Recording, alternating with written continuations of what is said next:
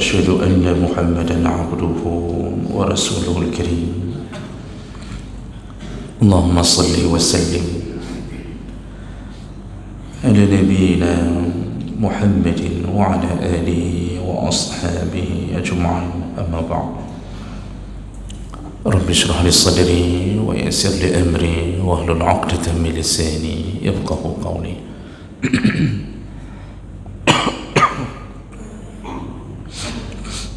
Segala puji bagi Allah, kemudian salawat dan salam kepada Rasulullah, pada keluarga dan seluruh sahabat-sahabatnya. Jemaah subuh, bapak-bapak, ibu-ibu yang Allah muliakan, insyaAllah kita akan lanjutkan pembahasan tentang tanda-tanda kiamat.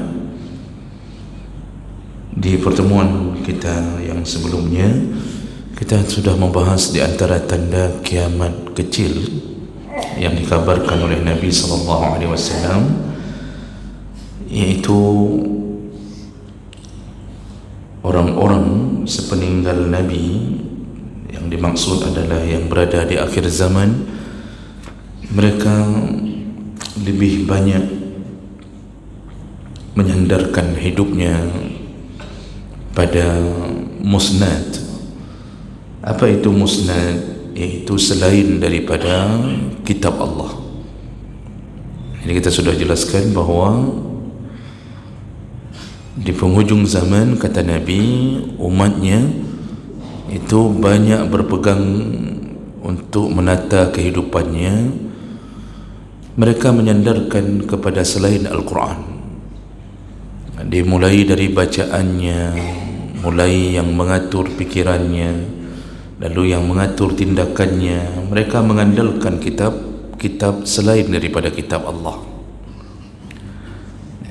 Dan sudah kita jelaskan juga yang dimaksud di sini adalah kitab-kitab yang tak bermanfaat. Jadi petunjuk-petunjuk hidup yang bukan berasal dari kandungan Al-Quran dan hadis Nabi. Nah, ini yang kemudian dijadikan sebagai petunjuk hidup. Ya, kadang-kadang ada orang yang mempelajari ilmu psikologi, tapi yang dia pelajari adalah ilmu psikologi barat. Ya, tidak dia dapatkan sama sekali tentang sandarannya dalam Al-Quran. Sehingga muncullah cara mendidik anak, ya, mendidik keluarga dengan cara logikanya orang-orang barat. Salah satu yang paling sederhana, ahli-ahli psikologi barat ini yang diadopsi oleh para orang-orang kita sebahagiannya, itu meyakini bahawa untuk mendidik anak itu, ya, itu tidak boleh hari-hari kita mengucapkan kalimat jangan. Jadi usahakan jangan mengucapkan kalimat jangan. Jadi kalau anak sedang main HP, maka tidak boleh seseorang mengucapkan ke anaknya jangan main HP, jangan. Tidak boleh begitu. Jadi harus dirubah menjadi aura positif dengan mengatakan, nak, HP itu tak baik. Jadi begitu. Jadi kalau ada anak-anak salat, maka tidak boleh mengucapkan jangan tinggalkan salat, itu tidak boleh. Jadi harus dirubah auranya, harus aura positif dengan mengatakan, nak, salat itu akan menyebabkan kita ke surga, menjauhkan kita neraka. Nah, begitu psikologi yang berasal dari ilmu-ilmu barat. Sedangkan dalam Al-Quran, ratusan kalimat Allah memakai kalimat jangan. Allah yang Maha Rahman, Allah Rahman, Allah Rahim, tapi Allah memakai langsung kalimat jangan. La tusyrik billah, jangan syirikkan Allah. La dan terus banyak sekali kalimat la. Ini contoh. Jadi kita lebih merasa bahawa karangan-karangan manusia, ya, yang menuntun hidup kita fikir lebih benar daripada kalimat yang Allah sebutkan dalam Al-Quran. Ya, makanya kenapa iklan merokok yang mencoba menghindar kalimat jangan itu tidak berhasil. Jadi tulis terima kasih untuk tidak merokok di sini, Pak. Yang tulis pun waktu nempel iklannya pun dia sambil merokok. ya. Lalu orang-orang pun tetap duduk di bawah spanduk itu untuk merokok. Jadi hanya dengan menuliskan kalimat terima kasih untuk tidak merokok, terima kasih untuk tidak buang sampah di sini, tetap dilakukan. Coba kalau pakai kalimat Al-Quran, jangan merokok di sini, sudah banyak yang mati ku bunuh gara itu. Misalnya itu tidak ada yang merokok lagi. Jadi ini perkara-perkara seperti ini, manusia-manusia hari ini itu sudah banyak tak lagi mengembalikan hidupnya kepada Al-Quran dan hadis-hadis Nabi SAW. Jadi menghadapi masalah itu dengan pikirannya, bukan mengembalikan kepada Al-Quran dan gaya hidup Nabi SAW. Begitulah maksud Nabi terjadi di akhir zaman, dan itu sudah menjadi tanda kiamat itu akan segera datang. Baik, itu tadi tentang pengingat ulang. Karena setiap pembahasan saya akan ambil 5 menit untuk mengingatkan ulang kembali, dan itu bermanfaat bagi yang tak hadir di pertemuan sebelumnya, dan juga bermanfaat bagi yang hadir untuk mengetahui kembali apa yang kita bahas. Kita lanjutkan berikutnya, tanda kiamat berikutnya, yaitu audatul wasaniyah wasyirki. Jadi akan kembalinya perbuatan paganism, iaitu menyembah-nyembah berhala dan kesyirikan. Jadi ini menjadi tanda kiamat berikutnya, bahawa umat Nabi nanti di hujung zaman mereka akan kembali melakukan penyembahan-penyembahan kepada selain Allah Subhanahu wa taala, dan juga berbagai amal syirik.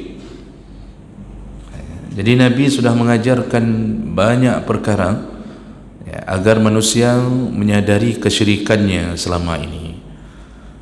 13 tahun Nabi berada di Makkah dengan keadaan berada di tengah-tengah orang-orang yang menyembah berhala. Tidak ada satu syariat pun untuk melakukan ibadah yang turun di Makkah. Bahkan salat pun waktu dijemput oleh Nabi dari Masjidil Haram lakukan Isra Mi'raj, itu salat pun dijemput tapi belum disuruh untuk dilaksanakan. Makanya tidak ada perintah untuk salat selama berada di Makkah. Salat tak ada, puasa tak ada, bahkan bayar zakat pun belum, perintah haji pun tak terdengar. Jadi apa yang dilakukan Nabi selama 13 tahun di Madinah, tak ada lain, di Makkah, tempat tanah kelahirannya, tidak ada lain, hanya untuk menegakkan keyakinan bahawa Allah lah yang paling berhak disembah. Tidak ada makhluk apapun yang berhak disembah kecuali Allah. Hanya itu yang diajarkan. 13 tahun untuk mengubah keyakinan, untuk memberitahu bahawa berhala-berhala itu tak bermanfaat. Nanti waktu pindah ke Madinah setelah hijrah, barulah tahun kedua Hijriyah turunlah berbagai macam wahyu yang menyuruh untuk melakukan ibadah, iaitu bahagian daripada syariat. Baru di situ turunnya perintah untuk salat, kemudian zakat. Nanti naik haji tahun ke-6 Hijriyah baru turun perintah untuk melakukan haji. Jadi begitu pentingnya urusan-urusan tauhid, sampai Allah memberitahu Nabi untuk tidak mengajarkan yang lain lebih dahulu kecuali menanamkan ketauhidan. Kenapa begitu jemaah melakukan Allah? Karena yang menyelamatkan kita itu adalah akidah kita. Nomor satu penyelamat itu adalah akidah kita. Makanya ada satu hadis, pada satu hari, hadis panjang riwayat Bukhari Muslim, pada satu hari Nabi sedang duduk dengan para sahabat,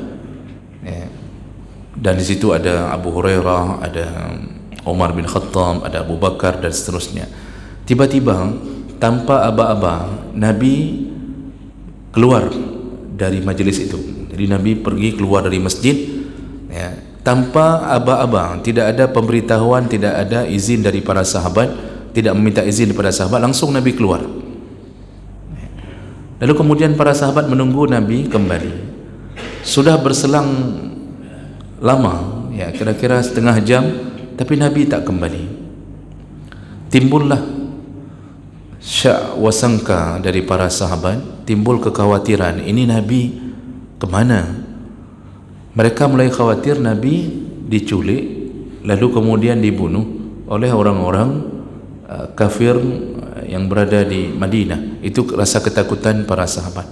Akhirnya Abu Hurairah bangkit dan segera mencari tahu di mana Nabi. Dia cari sana sini dan kemudian ternyata dia dapatkan Nabi sedang berada di dalam satu kebun, dan Abu Hurairah akhirnya masuk ke kebun itu. Ini masih sendirian. Nanti para sahabat lain juga ikut mencari kemana-mana. Jadi ketika Abu Hurairah menemui Nabi, Nabi sedang sendirian di kebun tersebut. Kemungkinan Nabi bertemu dengan Jibril alaihissalam. Lalu kemudian ketika Rasulullah mengetahui bahawa Abu Hurairah datang di belakangnya, Rasulullah memberi tahu kepada Abu Hurairah, wahai Abu Hurairah, ambil sandalku ini. Jadi begitu kata Nabi. Ini hadisnya panjang Pak. Kata Rasulullah, pegang sandalku ini dan keluarlah dari kebun ini, kemudian beritahukan kepada semua orang bahawa barang siapa yang beriman lalu di dalam hatinya ada kalimah la ilaha illallah Muhammadar Rasulullah dan mereka sama sekali tidak mensyirikkan Allah, maka dijamin mereka pasti masuk surga. Itu kalimah yang Nabi katakan. Jadi untuk apa disuruh bawa sandal Nabi? Agar orang-orang lain percaya bahawa dia mendapatkan berita itu dari Nabi. Buktinya adalah ini, sama kayak kita bawa kartu. Jadi kalau misalnya ada pembesar mengatakan ni bawa kartu ini, kalau bicara kasih nampak kartu ini biar mereka yakin bahawa itu dariku. Jadi kalau di sana waktu masa Nabi tak ada kartu. Akhirnya sandal yang disuruh pegang, karena untuk mendapatkan sandal Nabi harus izin Nabi SAW. Jadi kalimat Nabi kasih tahu kepada orang bahawa selama dia tidak syirik, dalam hatinya ada syahadatain, maka dijamin dia masuk surga. Nabi tak bicara tentang salat, Nabi tak bicara tentang puasa, tak bicara tentang haji. Nabi bicara tentang akidah. Siapa yang akidahnya benar, akidahnya benar-benar bertuhankan Allah, bernabikan Muhammad dan tidak ada perbuatan syirik, maka ujamin dia masuk surga. Mungkin berita itu baru dikabarkan oleh Jibril. Maksudnya semua orang tahu tentang bahayanya kesyirikan, tapi di situ tak sama sekali disebutkan tentang ibadah. Makanya penentu utama itu adalah akidah. Salat ribuan tahun, tapi kalau akidah tak benar bisa terhapuskan. Kemudian Abu Hurairah keluar dari kebun itu. Begitu keluar, orang pertama yang dia temui adalah Umar bin Khattab, yang juga sedang mencari-cari Nabi. Lalu Abu Hurairah mengatakan, sebentar wahai Umar, dengarkan aku. Umar kemudian dinampakkan sandal Nabi. Lalu Umar mengatakan, dari mana engkau dapatkan sandal Nabi? Ada, Nabi ada dalam kebun dan Nabi ingin aku menyampaikan sesuatu. Apa? Kata Umar. Apa yang ingin engkau sampaikan? Kata Abu Hurairah, dia mengulang kalimat Nabi, yang di dalam hatinya dengan akidah syahadatain, kemudian tidak mensyirikkan Allah, maka dijamin dia akan masuk surga. Begitu mendengarkan kalimat itu, apa yang dilakukan oleh Umar bin Khattab? Dipukulnya Abu Hurairah, ditinju, bahasa kita ketumbuk. Ditinjunya Abu Hurairah tepat di ulu hatinya, sehingga Abu Hurairah terjengkang ke belakang sampai jatuh. Begitu disebutkan dalam hadis. Jadi Umar ini tiba-tiba memukul sahabatnya Abu Hurairah. Kita Pak kalau bersahabat paling kurang tidaklah sampai waktu kita dengar itu kita pukul langsung. Umar begitu. Makanya Umar ni memang sifatnya keras sekali, tapi kerasnya berubah menjadi keras yang baik setelah masuk Islam. Dan kenapa dipukul? Kemudian Umar berkata, jangan coba-coba mengatakan sesuatu yang bukan berasal dari Nabi. Kata Abu Hurairah, ini dari Nabi, ini dari Rasulullah. Ditampakkannya lagi, ini sandal Rasulullah bersama aku. Kata Umar, kita temui Nabi. Akhirnya dibawalah Abu Hurairah ini menemui Nabi. Jadi Nabi begitu melihat wajah Abu Hurairah dalam keadaan menahan sakit, meringis, Nabi tanya, ada apa? Kata Abu Hurairah, ini Umar telah memukulku. Kata Rasulullah, kenapa engkau memukul ini Abu Hurairah? Kata Umar, ya Rasulullah, dia telah mengabarkan kepada aku bahawa yang bersyahadat dan tauhid dan tidak syirik masuk surga. Maksudnya tak perlu solat, tak perlu ini. Dia kabarkan, maka aku pukul dia. Kata Rasulullah, benar wahai Umar. Begitulah yang disampaikan oleh Allah. Jaminan semua yang bertauhid, semua yang berada dalam lindungan Islamnya, ya, maka dia masuk surga. Kata Umar, tapi ya Rasulullah. Jadi Umar protes juga, tapi ya Rasulullah, kalau boleh jangan kita sebarkan berita ini. Kenapa? Kata Rasulullah, ya, karena kalau berita ini tersebar, maka mereka akan melalaikan salat mereka. Mereka tak mau melakukan puasa Ramadan lagi, mereka tak mau melakukan haji lagi, karena mereka akan mengandalkan tauhidnya mereka, mengandalkan akidahnya mereka, sehingga nak mau lagi melakukan ibadah. Itu yang kutakutkan. Kata Rasulullah, baik, engkau benar. Jadi tidak dikabarkan. Nanti setelah meninggal Rasulullah baru dikabarkan. Maka hari ini kita tahu apa. Jadi ini, tapi maksudnya kalimah yang ingin disampaikan oleh Nabi, kita ini orang-orang beriman ini, walaupun maksiat terjadi, tetap ujungnya masuk surga selama kita tidak mensyirikkan Allah. Makanya proses pemberian syafaat di akhirat oleh seorang Nabi yang bernama Muhammad sallallahu alaihi wasallam itu mulai dari di padang mahsyar, karena yang bisa memulai persidangan di padang mahsyar itu adalah Nabi. Jadi kan waktu berkumpulnya semua orang di padang mahsyar, semua kebingungan. Jadi bukan langsung adanya pengadilan Allah, tak. Sehingga akhirnya ada yang memberi usul untuk menemui Nabi ini, temui Nabi ini. Semua Nabi menolak, tidak tahu melakukan apa dan tak mau memberi syafaat. Sampai akhirnya mereka bertemu dengan Nabi Muhammad, lalu mereka meminta agar Nabi Muhammad memberi syafaat agar segera dimulainya persidangan. Karena berdiri saja 50.000 tahun di padang mahsyar itu sudah cukup untuk menjadi siksa. Dengan matahari diturunkan dan seterusnya. Lalu akhirnya Nabi bersujud di bawah arasy memohon kepada Allah agar diizinkan memberi syafaat. Nah, ketika Allah menjawab, mengiyakan permintaan Nabi, barulah dimulai yaumul hisab. Begitu disebut dalam syarah hadis. Jadi setelah itu syafaat berikutnya berlaku kepada kaum muslimin, ya, berlaku kepada umat Nabi, mulai dari naik ke titian sirat. Nabi berdiri di pintu titian sirat, lalu Nabi berkata, Allahumma sallim, ya Allah selamatkanlah, ya Allah selamatkanlah. Terus Nabi mengiringi kita semuanya. Begitu setianya seorang pemimpin sampai umatnya ditunggu sampai yang paling akhir demi memohon kepada Allah, selamatkanlah, selamatkanlah.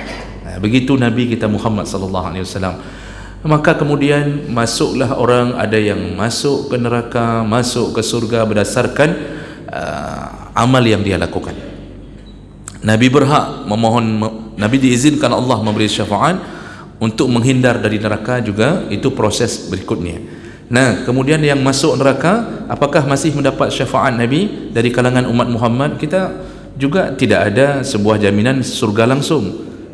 Yang ada jaminan tadi semuanya masuk surga, tetapi ada yang transit lebih dahulu di dalam neraka. Nah, ini yang transit ini macam-macam, Pak. Ya, gara-gara mengambil kredit di bank konvensional, ya. Kemudian menggadaikan ijazah PNS-nya, lalu ambil rumah, pinjam uang 300 juta, disuruh bayar 350 juta, terus hidup dengan kredit-kredit riba begitu. Dan kemudian nunggu-nunggu kapan koperasi merah putih muncul di Indonesia dengan sistem juga meminjamkan uang, disuruh bayar nanti bunganya. Model-model begitu hidup. Yang menipu, yang tak bayar hutang, yang datang solat berjamaah tapi hatinya busuk kepada sesama mukmin, itu terus akan digiring oleh Allah ke dalam neraka dengan berbagai dosanya. Apakah masih berlaku syafaat Nabi? Berlaku. Kapan syafaat Nabi yang terakhir? Yaitu ketika Allah menyuruh Nabi, ya, untuk menjemput semua umatnya dari neraka yang di dalam hatinya ada kalimah la ilaha illallah Muhammadar Rasulullah. Jadi para ahli maksiat akhirnya setelah jeruak di dalam neraka, setelah habis-habisan di dalam neraka menerima siksa, barulah dijemput oleh Nabi. Syaratnya apa? Ternyata dia tidak mensyirikkan Allah Subhanahu wa taala. Dia tidak murtad, dia tidak menjadi bahagian daripada Nasrani atau Yahudi atau Buddha, Hindu dan seterusnya, selama masih merasakan diri dan meyakini diri bahawa dia golongan dari kaum mukmin, walaupun bermaksiat, ujungnya tetap surga Allah Subhanahu wa taala. Itu yang dimaksud oleh Nabi sallallahu alaihi wasallam. Cuma kadang-kadang orang meremehkan, maka Umar takut. Jadi orang kadang-kadang begini, oh begitu, kalau begitu ceritanya tak apa-apalah, lanjutkan teruslah maksiat-maksiatnya, kan nanti ujungnya surga juga. Nah, mereka tak faham tentang dahsyatnya siksa neraka. Mereka tak faham orang yang menerima siksa neraka yang paling ringan adalah Abu Talib. Itu pun karena permintaan Nabi untuk tidak memasukkan Abu Talib langsung ke dalam jurang neraka. Allah mengabulkan. Lalu bagaimana siksa untuk Abu Talib? Yaitu seringan-ringannya siksa. Karena dia yang telah menolong, membantu, melindungi Nabi SAW, tapi tetap wajib neraka. Caranya Allah tolong, Allah kabulkan permintaan Nabi dengan Abu Talib menerima seringan-ringannya siksa. Bagaimana seringan-ringan siksa dalam neraka? Disuruh berdiri di tepi pantai neraka. Jadi neraka itu bentuknya jurang, jadi tidak langsung dicampak ke dalam, disuruh berdiri di tepi-tepi neraka. Lalu kemudian ketika neraka mendidih, naiklah air dan api dari neraka, lalu membakar sandal. Ada hadis yang mengatakan langsung disuruh pakai sandal yang terbuat dari api neraka. Jadi tidak langsung dicampak, disuruh pakai sandal yang berasal dari api neraka. Begitu dipakaikan sandal tersebut, langsung mendidihlah otaknya. Jadi kaki yang panas, otak mendidih. Lalu orang mengatakan bahawa itu sedahsyat-dahsyatnya azab. Nabi mengatakan padahal itu seringan-ringannya azab. Kita apa, nak usahlah sandal dari api neraka. Itu sandal refleksi saja, yang refleksi silap, yang ada kertun-kertun, apa bahasa Indonesia, bagaimana cara mengungkapkannya ni? Itu saja kita suruh pakai sama orang yang kolesterol, asam urat, Pak, baru dipakai sudah loncat kembali keluar sandal. Jadi oleh karena itu, apa penyelamat kita? Jangan sampai hidup dalam kesyirikan. Dan tapi ternyata Nabi mengatakan di ujung zaman orang akan ramai kembali kepada kesyirikan. Hadis Nabi yang mengatakan itu. Rasulullah mengatakan, hadis dari Sauban radhiyallahu anhu, kata Rasulullah, la taqumus sa'ah hatta talhaq qabailu min ummati bil musyrikin wa hatta ya'budul awsan. Tidak akan terjadi kiamat sampai muncul sebuah pemandangan atau fenomena sebahagian dari umatku akan kembali menyembah berhala dan kembali kepada kesyirikan. Nah, ini Nabi sudah sebutkan tanda-tanda kiamat, orang akan mudah kembali kesyirikan. Maka coba lihat Pak, hari ini orang murtad merajalela, terutama mereka yang berasal dari background orang-orang yang tak peduli dengan agama, para artis, para pejabat. Murtad itu hal biasa, pindah agama karena hanya bermodalkan cinta, menikah dengan orang yang beda agama, lalu mudah sekali dia pindah sana, pindah sini. Kemurtadan ini kesyirikan yang paling nyata.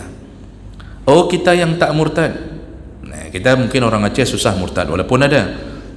Saya sudah pernah mengatakan bahkan anak pesantren 6 tahun di pesantren bisa murtad. Tapi kalau begitu kita tahu backgroundnya, ternyata anak ini di pesantren pun tak beres, sehingga begitu mudah dia dapatkan kemurtadan. Sampai hari ini sudah jadi pendeta. Nah, jadi jemaah melakukan Allah, mungkin kalau kita mungkin tak murtad langsung, tapi hati-hati, kesyirikan juga diukur bukan hanya karena kemurtadan perbuatan pikiran dan akal kita, tapi kesyirikan juga masuk ke dalam gaya hidup kita. Apa contohnya? Kita masih percaya ada kekuatan selain daripada kekuatan Allah, itu juga masuk dalam kesyirikan. Yang dikabarkan oleh Nabi, dari dulu masa jahiliyah mengandalkan nasib atau menyerahkan nasib kepada keputusan makhluk, itu adalah kesyirikan. Makanya orang jahiliyah dulu kalau mau keluar dari rumah, mereka akan melakukan di antara dua perkara. Jadi kalau mau melakukan perjalanan, mereka melakukan dua opsi. Apa yang pertama? Melakukan al-ansab, yaitu mengundi nasib. Jadi anak panah itu dimasukkan ke dalam satu tempat, beberapa anak panah. Nah, di anak panah itu sudah ditulis, mereka menulisnya, kamu boleh pergi, kamu akan selamat, atau kamu tak boleh pergi, kamu akan sial, terus sehingga akhirnya dia menutup matanya, lalu dia mencabut salah satu anak panah seperti orang tarik julu-julu tu. Dia cabut salah satu kertas, maka begitu dia cabut anak panah yang dia dapatkan, kamu tidak boleh pergi, ini hari sial, maka dia percaya itu sehingga dia tidak jadi pergi. Itu metode pertama. Metode kedua kata Nabi, at-tatayyur. Tatayyur itu dia mau pergi, dia keluar dari rumahnya, lalu kemudian dia berdiri sejenak di depan rumahnya, dia melempari burung yang sedang bertengger atau apapun, dia lempari. Kalau burung itu terbang ke kanan, maka dianggap hari baik. Kalau burung itu terbang ke kiri, maka dianggap hari sial, maka dia tak keluar rumah. Begitulah mereka mengandalkan nasib mereka kepada makhluk-makhluk Allah. Nah, hari ini Pak, pekerjaan seperti itu ada orang yang meyakini bahawa kalau tidak kasih sedekah di celengnya syuhada 8 di Batai Gelungku. Ini cerita di antara supir-supir L300. Mereka mengatakan kalau tidak berhenti lalu tidak kasih wang sedikit ke dalam celengan kuburan syuhada 8 itu, ini bukan salah kuburan syuhada 8, mereka syahid memang. Keyakinan kita bermasalah. Apa kata para supir-supir ini? Kalau tidak kita kasih, nanti cuba lihat, pasti ada yang sesuatu yang terjadi pada kita. Mereka mengandalkan cerita dari mulut-mulut supir lain, nanti akan bannya akan meletus, kemudian akan celaka macam-macam, sehingga mereka berhenti hanya untuk memasukkan sekitar 1,000-2,000 ke dalam celeng. Tapi masalahnya bukan sedekah, tapi masalahnya mereka telah menyandarkan nasib hidup mereka kepada hasil celengan tersebut, yang syirik. Ada orang yang kadang-kadang untuk menahan hujan, itu melakukan ritual-ritual sampai mengundang pemegang remote langit, iaitu Rara, itu diundang saking bodohnya, diundang untuk melakukan ritual-ritual menahan hujan. Jadi jadi pawang hujan. Ada yang model meyakini melemparkan celana dalam ke atas seng bisa menyebabkan hujan tak turun. Ini kan sudah syirik, bodohnya luar biasa. Itu pun celana dalam, iaitu celana dalam yang sudah tak dicuci sekitar 10 atau 20 hari. Yang tingkat bangai urang pegak walimah, dia buat walimah supaya hujan tak turun, syaratnya dia dengarkan dari kakek nenek bahawa lemparkan celana dalam. Ada pawang buaya yang mengucapkan mantra-mantra lalu mengatakan begini dan begitu. Ini semua kesyirikan-kesyirikan. Ada yang percaya bahawa ada tanggal sial, ada nomor sial, nomor 13 kalau di versi barat itu nomor sial. Makanya kursi di pesawat-pesawat di Eropah itu tidak ada nomor 13-nya. Jadi 12A langsung loncat ke 12B, baru nomor 14. Nomor-nomor hotel tak ada nomor 13, karena 13 dianggap hari sial. Hari ini kita juga begitu. Kadang-kadang melakukan sesuatu nyorogot pergorohanagot. Mana ada hari baik, hari tak baik. Lalu dia buka primbon, lalu dia lihat ini hari tak baik, ini hari baik. Ini semua kesyirikan-kesyirikan dalam hati. Ada yang merasa hebat karena ilmu kebal yang dia miliki. Dia telah memakai jimat. Dia memakai jimat, lalu dia dibuat oleh syaitan tidak mempan peluru. Padahal Rasulullah mengatakan, man 'allaqat tamimah faqad asyraka. Barang siapa yang menggantung-gantungkan jimat di tubuhnya dengan keinginan-keinginan berharap kekuatan, maka dia telah masuk ke dalam kesyirikan. Dan yang lebih banyak lagi, mendatangi dukun. Jadi ada masalah datang dukun. Tapi ustaz, saya tidak datang dukun, yang saya datangi orang pintar. Orang pintar itulah dukun. Mandi rubah-rubah bahasa apa tengah. Nanti macam-macam. Kemudian para dukun diundang ke televisi, lalu dirubah menjadi bahasa-bahasa yang agak keren, sehingga orang mengatakan ini bukan dukun, ini orang pintar, ini begini. Tapi ternyata mereka kemudian datang untuk mengikuti keinginan-keinginan dukun tersebut. Anak nangis di tengah malam, besok sudah bawa ke dukun. Lalu kemudian dibacakan mantra-mantra, lalu disuruh pakai benang 7 warna di pinggangnya. Lalu si dukun mengatakan jangan dilepas-lepas ini benang, kalau dilepas nanti syaitannya mengganggu lagi. Ternyata benar, setelah memakai benang itu tak pernah lagi kesurupan, anaknya tak pernah sakit di tengah malam. Ada apa? Kita yang tak berilmu meyakini dukun itu benar, padahal kita telah dibodoh-bodohi oleh syaitan. Kenapa syaitan tak datang lagi? Untuk apa dia datang kepada orang yang sudah masuk ke dalam dosa tertinggi, iaitu dosa syirik? Syaitan akan memelihara. Kalau dia datang lalu kesurupan lagi anak kita gara-gara memakai benang 7 warna ini, itu syaitannya kan IPK 1, Pak. Karena orang akan merubah prinsipnya, dia akan datangi ustaz, berarti tidak pas dukun itu, berarti tidak manjur dukun itu. Dia akan datangi ustaz, dia telepon orang-orang saleh, kok bisa begini, maka nanti gagal rencana syaitan. Makanya syaitan tak lagi memberi kesurupan orang yang sudah datang ke dukun. Tapi kalau datang ke ustaz untuk ru'yah, kesurupannya pulang ke rumah kesurupan lagi, datang ke ustaz ru'yah lagi, pulang ke rumah kesurupan lagi. Dia buat agar dia putus asa untuk mendapatkan kebenaran. Begitulah orang-orang syirik telah jatuh ke dalam banyak gaya kesyirikan. Maka jemaah melakukan Allah, hidupkan diri ini murni hanya berakidah dengan akidah yang benar. Tauhidkan diri kepada Allah, jangan gantungkan nasib, jangan gantungkan harapan kecuali hanya kepada Allah Subhanahu wa taala. Insyaallah selamat sampai ke surga Allah, dan mudah-mudahan Allah menghindari kita dari berbagai kesyirikan. Subhanakallahumma bihamdik, asyhadu an la ilaha illa anta, astaghfiruka wa atubu ilaik. Wassalamualaikum warahmatullahi wabarakatuh.